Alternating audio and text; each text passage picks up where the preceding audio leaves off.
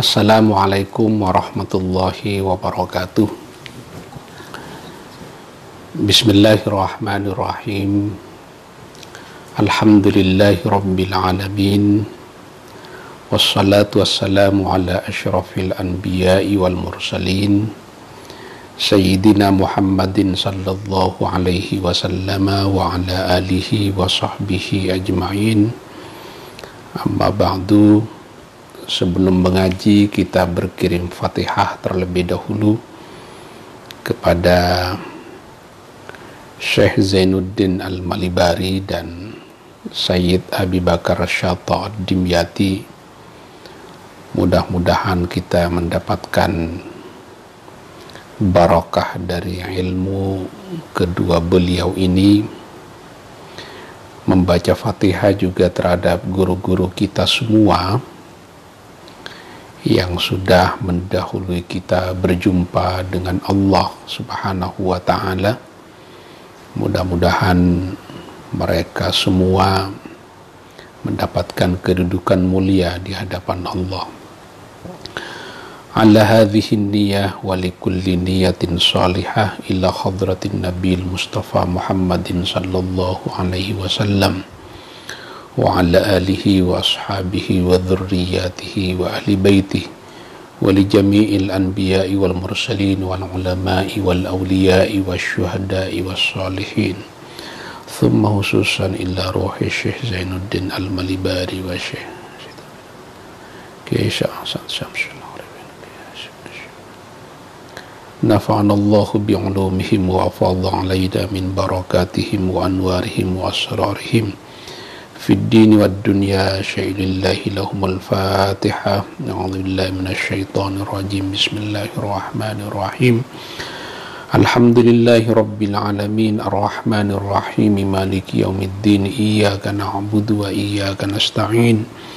اهدنا الصراط المستقيم صراط الذين أنعمت عليهم غير المغضوب عليهم ولا الضالين. آمين. Bismillahirrahmanirrahim. Malam ini kita masih melanjutkan pembacaan kitab Fathul Mu'in. Minggu yang lalu kita sudah bicara mengenai bahwa persyaratan orang sholat itu harus punya wudu. Dan yang dipakai untuk berwudu itu harus al-ma'ul mutlak, air mutlak. Biasanya para ulama membedakan antara al-ma'ul mutlak dengan mutlakul ma', antara air mutlak dan pokoknya air. Kalau pokoknya air mutlakul ma'i belum tentu bisa dipakai untuk bersesuci. Mungkin dia mutanajis, mungkin dia musta'mal, mungkin dia air yang berubah. Karena itu air yang bisa dipakai untuk berwudu atau menghilangkan hadas besar adalah harus al-ma'ul mutlak, air yang suci. Tapi nanti sebagian ulama memperbolehkan bahwa yang dipakai untuk menghilangkan najis itu tidak selalu harus merupakan air. Bisa saja bukan al-ma'ul mutlak, air mutlak, tapi ma'i'un muzil, benda cair yang secara aktual bisa menghilangkan najis. Karena itu para ulama seperti Ibnu Abi Layla atau Imam Abu Hanifah memperbolehkan menghilangkan najis, izalatun najasa, dengan menggunakan benda cair. Tidak selalu harus merupakan air mutlak maksudnya. Makanya bisa menggunakan air kelapa untuk menghilangkan najis. Tidak harus air mutlak. Air kelapa pun bisa dipakai untuk menghilangkan najis. Memang di dalam Quran ada ayat yang menyatakan wa yunazzilu 'alaikum minas sama'i ma'an liyutahhirakum bih. Allah menurunkan air dari langit untuk dipakai bersesuci oleh manusia. Kata Ibnu Abi Laila, ya tidak harus berupa air hujan langsung atau berupa air sungai, air dari mata air. Bahkan ma'ul asjar, air yang diperoleh dari batang pohon, itu bisa dipakai untuk menghilangkan najis. Tapi karena kita di Indonesia bermadzhab Syafi'i dan kita tidak kekurangan air, maka kita cenderung menggunakan air ma'un mutlak untuk menghilangkan najas, menghilangkan najis. Yang tidak bisa dipakai untuk bersesuci juga air mustakmal. Minggu yang lalu kita sudah bicara mengenai 4 hal yang menyebabkan air itu terkategori sebagai air mustakmal. Ini air mustakmal di dalam rumpun fikih Syafi'i. Yang pertama, kalau airnya sedikit, qillatul ma'. Kalau airnya banyak, lebih dari 2 kullah, maka tidak terkategori sebagai mustakmal sekalipun sudah dipakai untuk bersesuci. Yang kedua, isti'maluhu fi ma la budda minhu. Air mustakmal itu adalah air yang dipakai untuk sesuatu yang wajib. Makanya air yang dipakai untuk mandi sunnah, air yang dipakai untuk tajdidul wudu, memperbaharui wudu, atau air yang dipakai untuk membasuh tangan ketika berwudu, itu kan sunnah. Maka itu tidak terkategori sebagai air mustakmal. Air mustakmal itu juga menjadi mustakmal jika an yanfasila anil udwi, sudah terpisah dari anggota wudu kalau dia wudu. Misalnya dari tangannya sudah terpisah, dari wajahnya sudah terpisah, itu menyebabkan air itu jatuh menjadi air mustakmal. Yang keempat, air itu menjadi mustakmal ketika ada muniyatil ightiraf. Ini air sedikit, kita memasukkan tangan ke dalam air ini, tidak diniati tangan ini sebagai gayung, maka ini bisa menjadi mustakmal. Nah, makanya harus pinter cara menggunakan air sedikit. Airnya yang datang, jadi airnya yang dituangkan, bukan tangannya yang datang. Jadi warid dan maurud, mana yang datang dan mana yang didatangkan. Tapi kalau kita cari-cari itu, apa dalilnya para ulama yang menyatakan bahwa air itu biar terhindar dari kemustakmalan harus ada niyatil ightiraf, harus ada niat untuk menjadikan tangan sebagai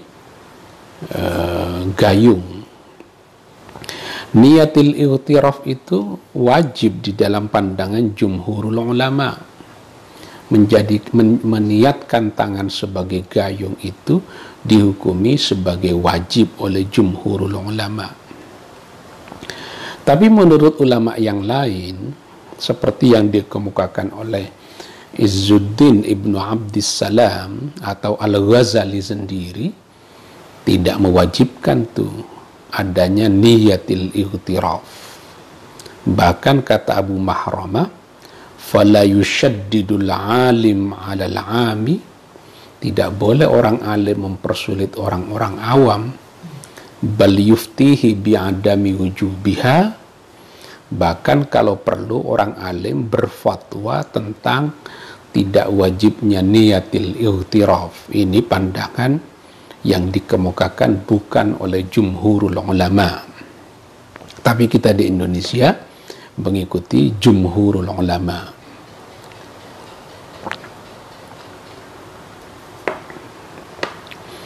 Karena ikut jumhurul ulama, maka kalau tangan dimasukkan ke dalam air yang sedikit itu, dipakai untuk berwudu, membasuh tangan misalnya sampai siku, maka air itu tidak bisa dipakai lagi karena jatuhnya menjadi air musta'mal. Air musta'mal tidak bisa dipakai untuk bersesuci. Begitu juga tidak bisa dipakai untuk bersesuci, untuk berwudu, untuk mandi wajib. Air yang berubah. Karena itu air yang dipakai bersesuci harus merupakan air wa ghairu mutaghayyirin. Ini teksnya ya.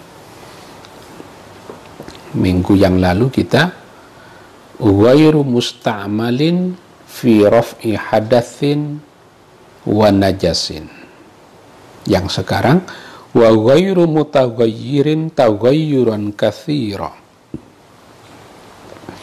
Air itu dinyatakan suci dan menyucikan jika dia merupakan air mutlak, artinya air yang bukan air musta'mal dan bukan air yang berubah, taghayyuran katsiran dengan perubahan yang banyak.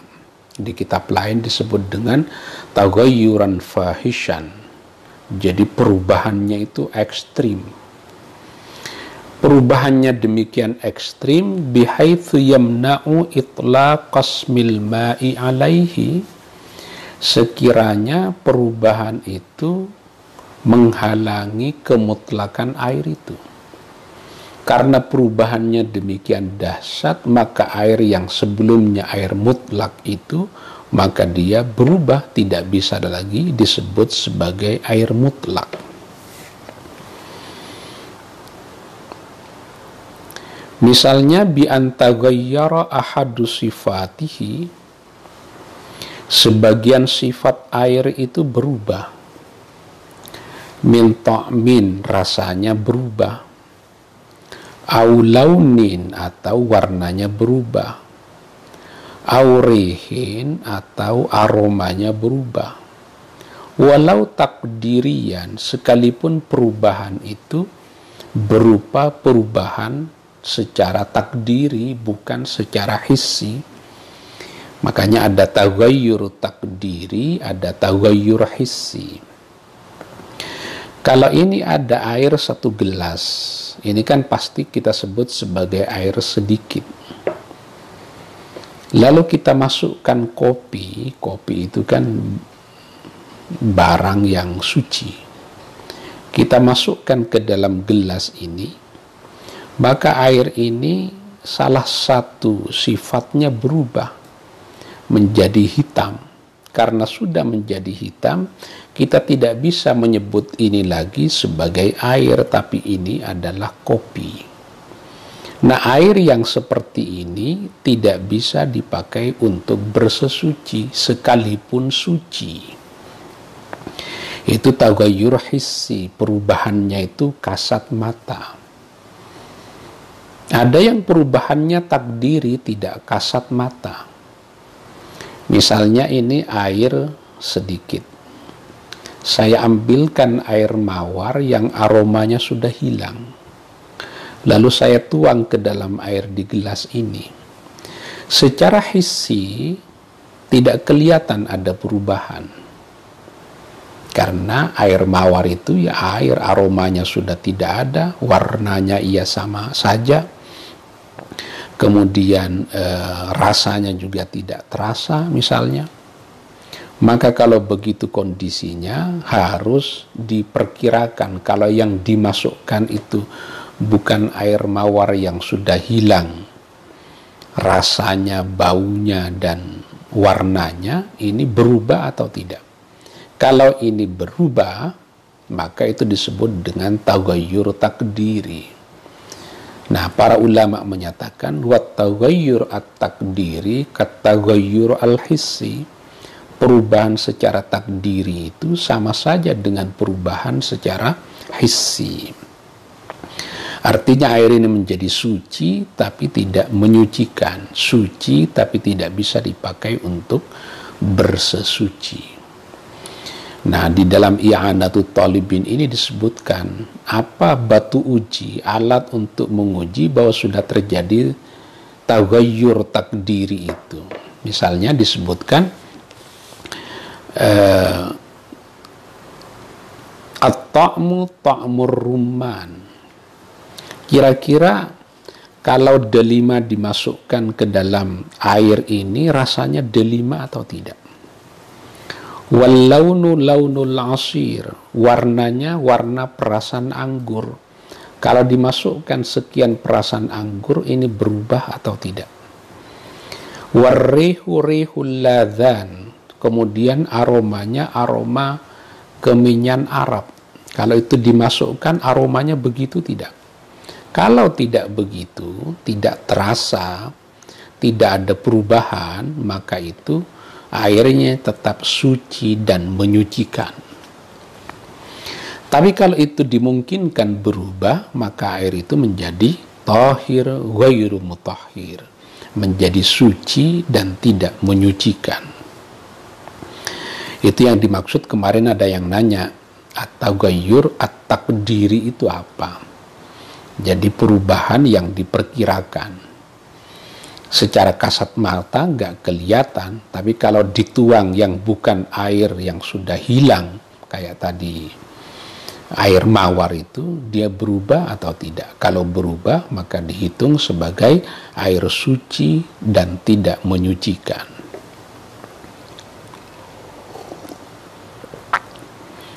Au kanat taghayyuru bima 'alal udwil mutatahhiri fil asahhi, atau perubahan itu terjadi karena sesuatu yang ada di anggota orang yang berwudu itu.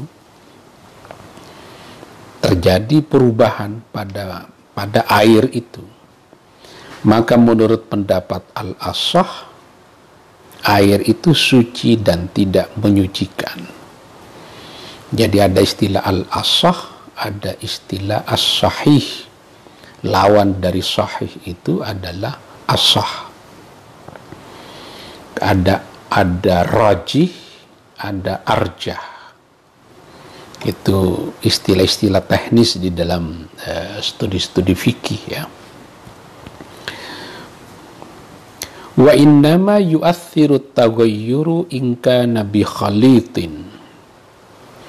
Perubahan itu hanya bisa berdampak ingkana jika ada perubahan itu bi khalitin ay mukhalitin lil ma'i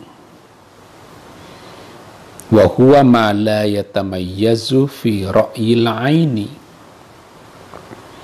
Di teks lain bukan bi khalitin ay mukhalitin, tapi bi khalitin ay mukhaliton. Karena kedudukan bi khalitin itu menjadi khabar dari kana, maka bisa dibaca mukhaliton lil ma'i. Perubahan itu hanya punya dampak jika yang masuk ke dalam air itu berupa mukhalitin lil ma'i, sesuatu yang larut ke dalam air. Wa huwa ma la yatamayyazu fi ra'yil aini, sehingga yang larut ke dalam air itu menyebabkan tak bisa lagi dibedakan mana air dan mana kopi. Ini dalam pandangan mata, fi ra'yil ain. Yang masuk ke dalam air itu, yang larut ke dalam air itu tahirin yang suci. Kalau ini air sedikit di dalam gelas, yang masuk ke dalam air ini bukan barang yang suci tapi yang najis, otomatis langsung menjadi mutanajis atau airnya najis.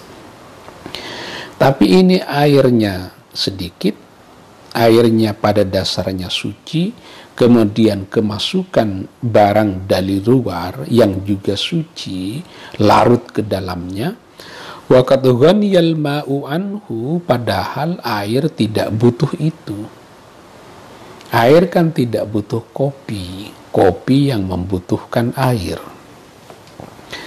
Kaza'faran, seperti memasukkan za'faran ke dalamnya. Ini kalau memasukkan za'faran ke dalamnya dalam jumlah yang banyak yang menyebabkan terjadinya perubahan ekstrim pada pada air yang sedikit ini. Tapi kalau hanya memasukkan sedikit ya enggak masalah.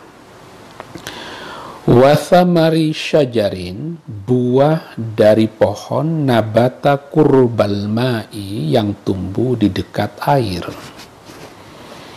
Atau ada buah kemudian jatuh ke dalam air, buah itu tumbuh di dekat air. Wa warakin turiha, dan daun turiha yang dilemparkan ke dalam air itu, thumma tafattata, kemudian hancur. Nah, za'faran, buah daun yang hancur yang dilemparkan ke dalam air ini, yang menyebabkan air ini berubahnya dengan perubahan yang fahish, perubahannya ekstrim, maka air ini menjadi air suci dan tidak menyucikan, sehingga tidak bisa dipakai untuk berwudu. Misalnya kaporit tuh dimasukkan ke dalam air yang kecil ini, air yang sedikit ini dimasukkan yang menyebabkan air itu berubah. Kaporit itu kan suci, air tidak butuh itu, lalu bersenyawa ke dalam air yang sedikit ini. Kalau sepintas dari penjelasan ini, maka air yang sedikit ini suci tapi tidak bisa dipakai untuk bersesuci. Tapi yang dimasukin kaporit itu kan biasanya bukan air yang sedikit ini, tapi kolam renang untuk menghilangkan bakteri, air dari PDAM untuk menghilangkan bakteri. Maka itu perubahannya bisa bukan perubahan yang fahish, perubahannya tapi taghayyur yasir, bukan taghayyur fahish. Maka itu air yang kemasukan kaporit misalnya di kolam renang itu, kemarin ada yang nanya begitu, maka air di kolam renang itu tetap suci dan menyucikan, asalkan diatur. Jangan sampai kalau ini kaporit dimasukkan ke dalam air yang sedikit ini, air ini kehilangan identitasnya sebagai air, tapi kita menyebutnya ini adalah kaporit, maka itu tidak bisa dipakai untuk bersesuci.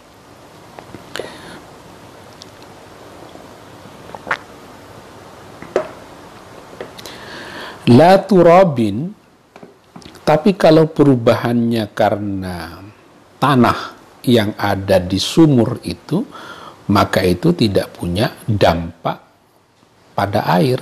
Jadi air itu tetap suci dan menyucikan. Itu kalau tanah. Wa milhimain, dan garam air. Karena garam air itu ya berasal dari air, maka dia tidak bisa, kalau ada perubahan pada rasanya menjadi asin, tidak menyebabkan air itu menjadi suci dan tidak menyucikan. Wa in turiha fihi, sekalipun dilemparkan tanah dan garam air itu fihi ke dalam air, itu tetap saja airnya menjadi suci dan menyucikan. Ini agak teknis ya, agak teknis tapi penting, menyangkut wudhu kita, biar wudhu kita itu menjadi sah, menjadi benar. Wala yadurru taghayyurun la yamna'ul isma liqillatihi, menjadi tidak masalah kalau air itu berubah, tapi perubahannya la yamna'ul isma likillatihi, tidak menghilangkan kemutlakan air itu, tidak mencegah netralitas kemutlakan air itu. Kenapa likillatihi? Karena sedikit tuh perubahan itu. Misalnya yang dimasukkan hanya sedikit kopi, ini hanya ada perubahan sedikit, tagayyurnya tagayyur yasir, bukan tagayyur fahish, maka ini tetap bisa dipakai untuk bersesuci, bukan hanya suci. Ini kalau perubahannya tidak menyebabkan hilangnya status air ini sebagai air mutlak. Walau ihtimalan, sekalipun itu qillatut taghayyur itu hanya berupa kemungkinan. Bi'an syukka, bisa dibaca bi'an syukka, misalnya diragukan, ahuwa kathirun au qalilun, apakah perubahan itu banyak atau sedikit. Itu ihtimal contohnya. Bi'an syukka bisa ya, bi'an syakka juga bisa. Bi'an syakka misalnya seseorang ragu, ahuwa kathirun au qalilun, apakah perubahan itu perubahan yang banyak atau perubahannya sedikit. Perubahannya itu perubahan yang fahish atau perubahan yang yasir. Jadi sekarang kita tahu ada air suci tapi tidak menyucikan, yaitu salah satunya air yang kemasukan benda yang suci yang kemudian berubah. Berubah. Jadi kalau berubahnya itu sedikit, ditaruh kopi sedikit, ditaruh teh sedikit, ditaruh za'faron sedikit, tidak mengurangi status air ini sebagai air mutlak, maka dia tetap menjadi air suci dan menyucikan. Tapi kalau barang yang suci yang larut ke dalam air itu benda suci yang menyebabkan hilangnya status air itu sebagai air mutlak, maka dia menjadi suci tapi tidak menyucikan. Wa kharaja biqauli bi khalitin, keluar dari perkataanku bi khalitin, tadi disebutkan wa ghairu mutaghayyirin taghayyuran katsiran, berubah bi khalitin dengan air, dengan benda yang larut ke dalamnya. Apa buktinya? Tidak bisa lagi dibedakan mana air dan mana kopi, mana air dan mana teh. Tidak bisa lagi dibedakan mana za'faran dan mana yang bukan za'faran. Dedaunan yang masuk sudah hancur tuh, sehingga tidak bisa lagi dibedakan mana daun dan mana air, sudah larut ke dalamnya. Nah, dikecualikan dari itu al-mujawiru, bahasa terjemahnya al-mujawiru itu bertetangga. Wa huwa ma yatamayyazu lin-nadhiri, sesuatu yatamayyazu yang berbeda, lin-nadhiri bagi yang melihat. Artinya masih bisa dibedakan tuh. Ka'udin, seperti kayu gaharu. Mana gaharu, mana air masih bisa dibedakan. Di kitab lain disebutkan yang dimaksud ma yatamayyazu lin-nadhir itu ma yumkinu fasluhu, masih bisa dipisahkan tuh antara gaharu dengan air. Waduhnin, dan minyak. Biasanya kalau minyak kan di atas tuh, masih bisa dibedakan mana minyak dan mana air. Walau mutayyibaini, bisa dibaca walau mutayyibaini, sekalipun gaharu dan minyak itu mengharumkan, membuat harum. Kalau dibaca walau mutayyabaini berarti yang harum. Ada air kemasukan kayu gaharu, itu kan harum tuh.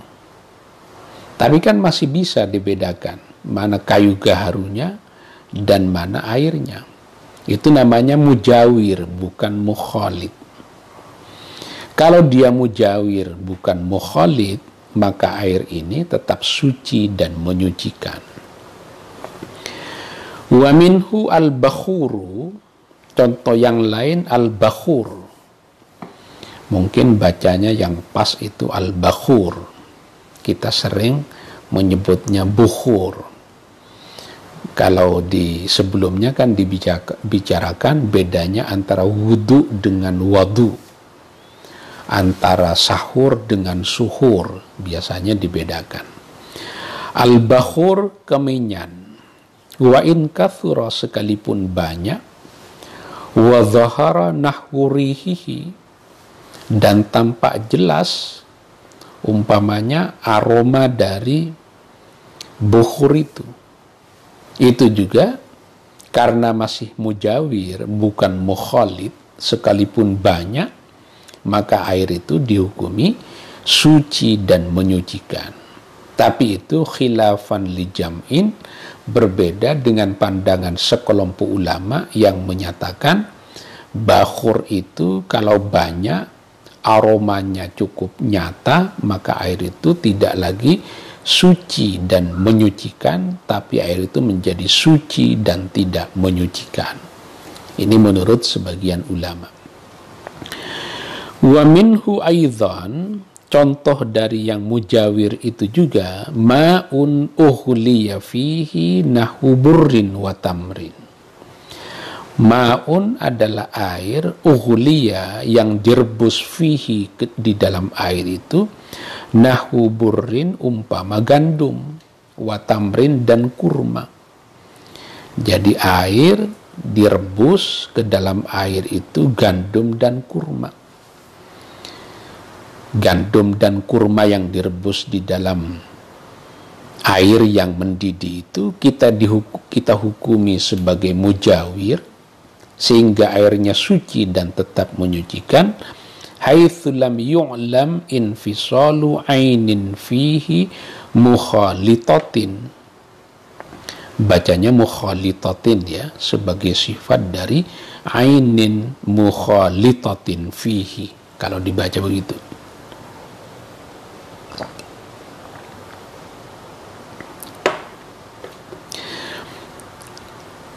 Air yang direbus di dalamnya gandum dan kurma kita hukumi sebagai mujawir karena masih bisa dibedakan mana kurma, mana gandum.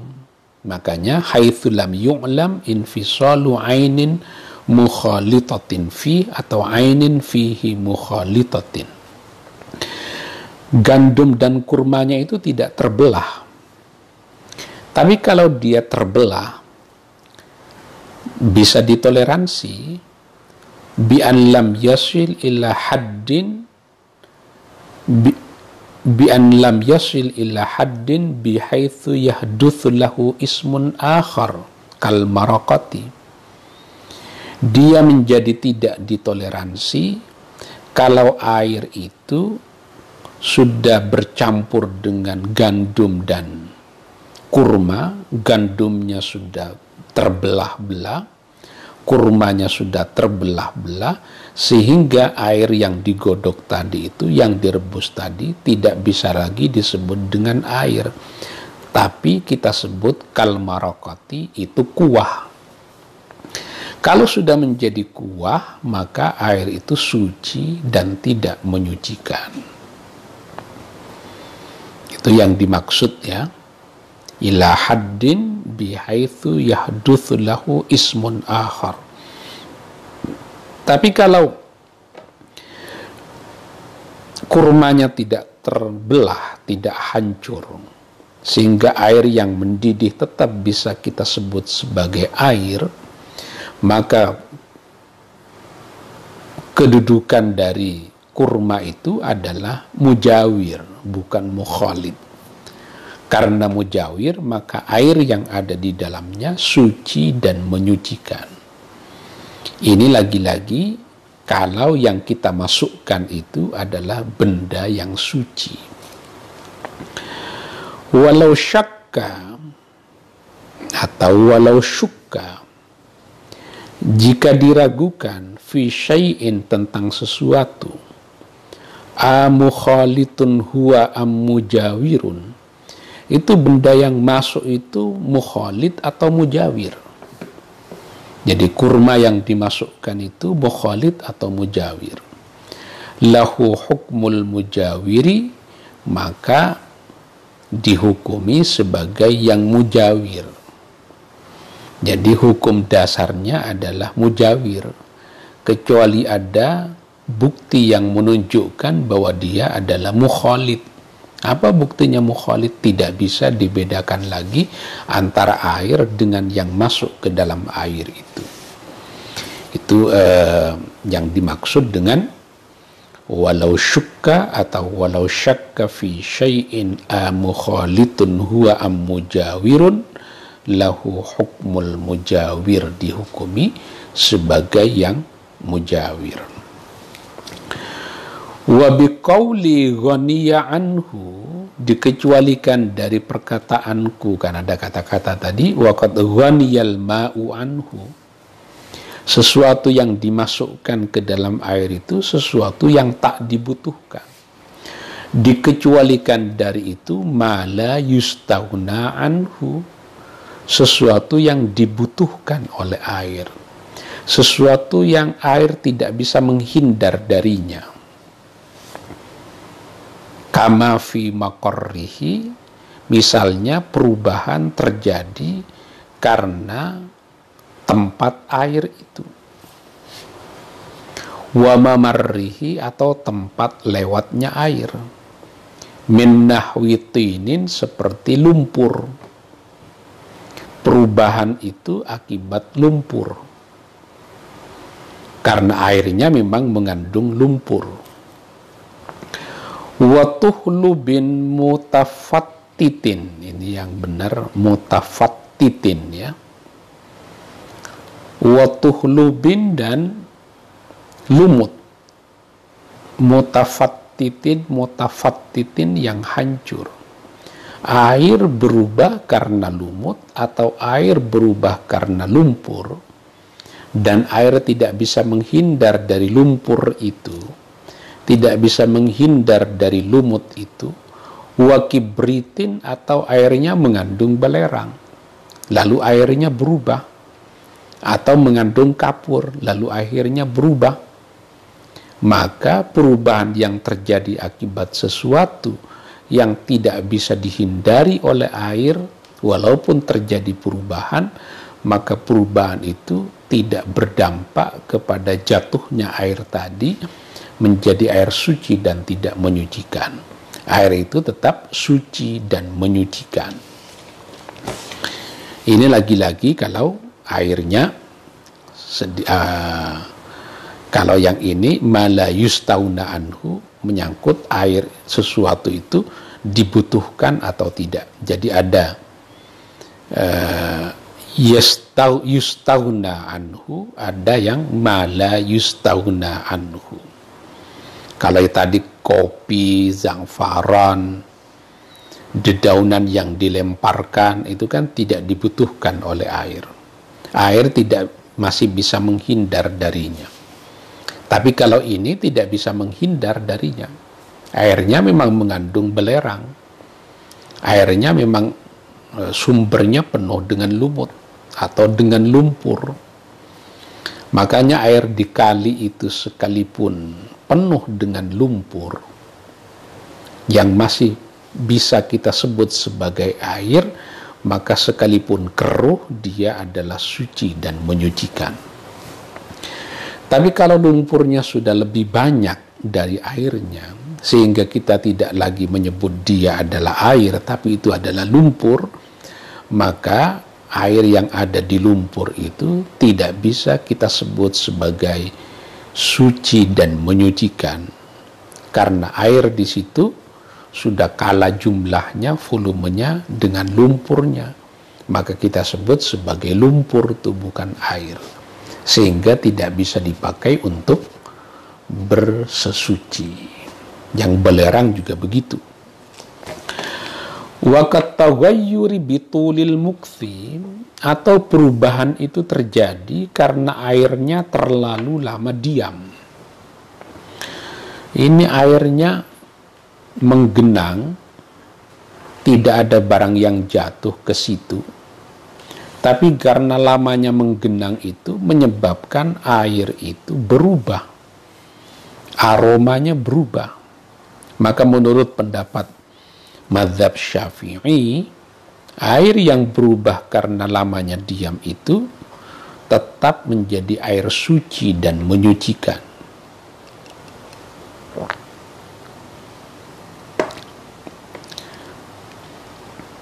Kecuali menurut pendapat sebagian ulama, ya. Sebagian ulama misalnya seperti Muhammad bin Sirin. Muhammad bin Sirin ini sebenarnya ulama yang dikenal mudah memberikan hukum. Tapi dalam kasus ini dia memberikan pandangan yang lebih apa, kalau lawan dari lunak ini terlalu keras. Kata Muhammad bin Sirin,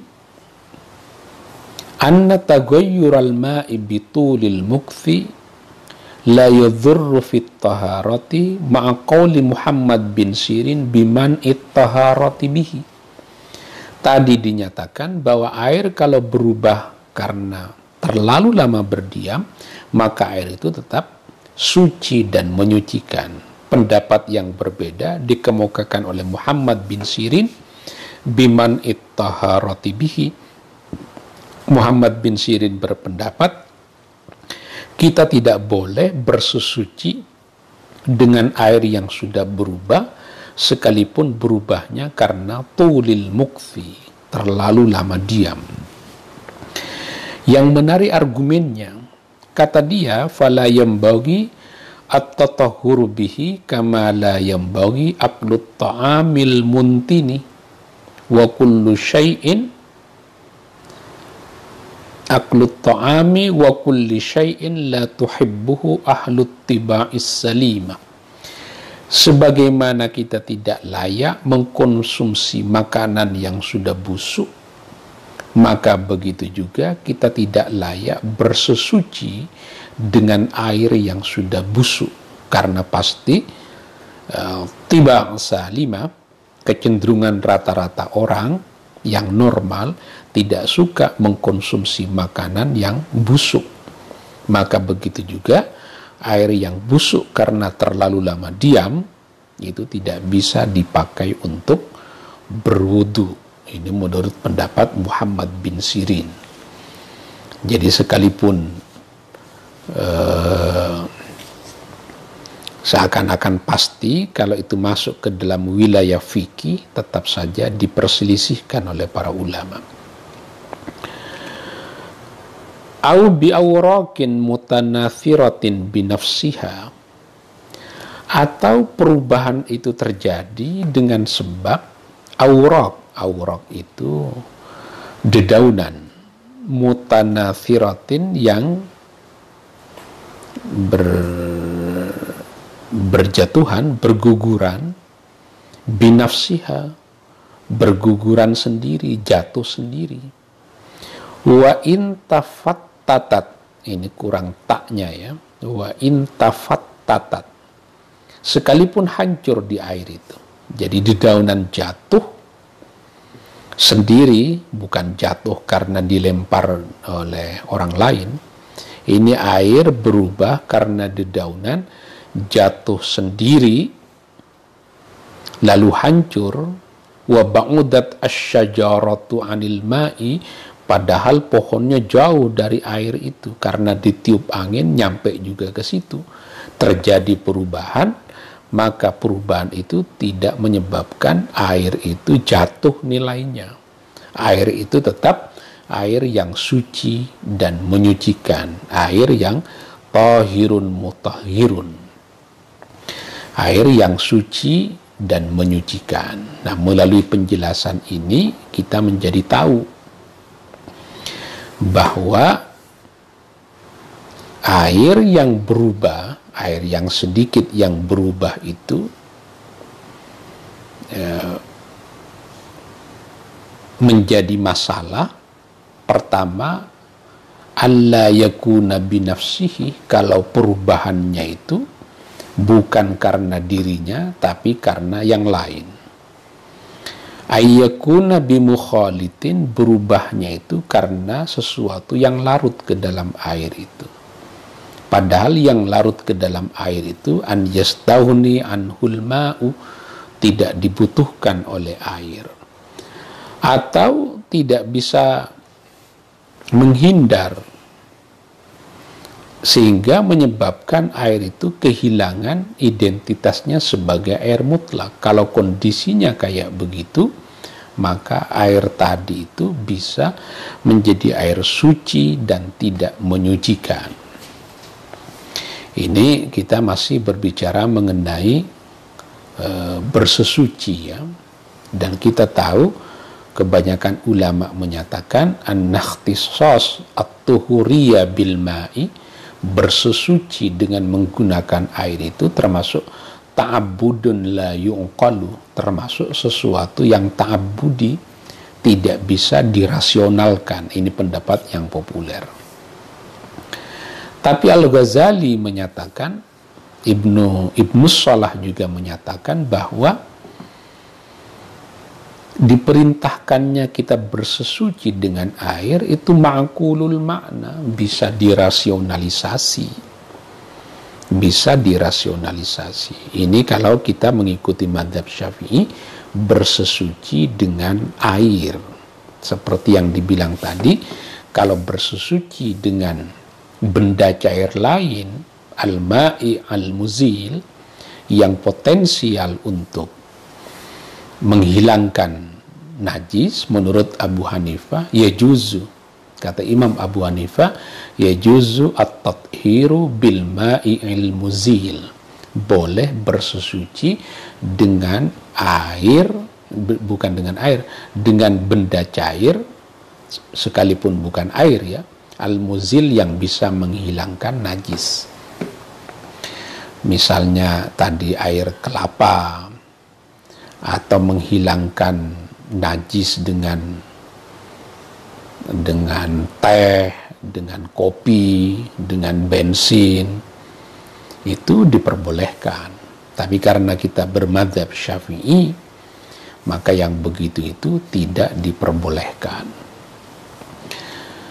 Tidak diperbolehkan. Nah, sebagian ulama itu membicarakan bagaimana kalau sumber mata airnya ini dekat dengan septic tank, yang menyebabkan ada tarawuh, ada aroma kotoran itu tembus ke situ. Itu para ulama berselisih. Ada yang menyatakan at-taghayyur bil mujawir, perubahan karena bertetangga, yang misalnya disebabkan tarawuhan, aromanya ke situ, la yadurru, tidak ada masalah tuh. Tapi kan lembaga-lembaga kesehatan sudah membuat aturan mengenai jarak antara septic tank dengan mata air. Misalnya harus 50 meter, tapi rata-rata di kota-kota besar ini sudah agak dekat tuh jarak antara air dengan tempat penampungan kotoran. Dari sudut fikih, ya tentu suci dan menyucikan, tapi dari sudut kesehatan itu tidak menyehatkan. Makanya tidak cukup sekedar suci dan menyucikan, tapi apakah air itu juga menyehatkan kalau dikonsumsi. Ini tata cara bersesuci, ya. Misalnya membersihkan najis, izalatun najasah, bagaimana. Nah, kalau kita di sekarang yang hidup di abad 20-21 ini, Misalnya kan menyuci baju dengan menggunakan mesin cuci, tidak menggunakan tangan lagi. Itu gimana tuh? Airnya kan sedikit. Nah, sekalipun airnya sedikit tapi kan mengalir. Hanya kalau ada najis pada barang yang mau dimasukkan ke mesin cuci itu, najisnya dihilangkan dulu, dijadikan sebagai najis hukmi. Dibersihkan dulu, baru dimasukkan ke mesin cuci, sehingga aman, tidak diperselisihkan oleh para ulama. Sudah jam 9:10. Mudah-mudahan pertemuan malam ini ada guna, ada manfaatnya, ada barokahnya. Kurang lebihnya mohon maaf. Hadanallahu wa iyyakum ajma'in. Wallahul muwaffiq ila aqwamit thoriq. Wassalamualaikum warahmatullahi wabarakatuh.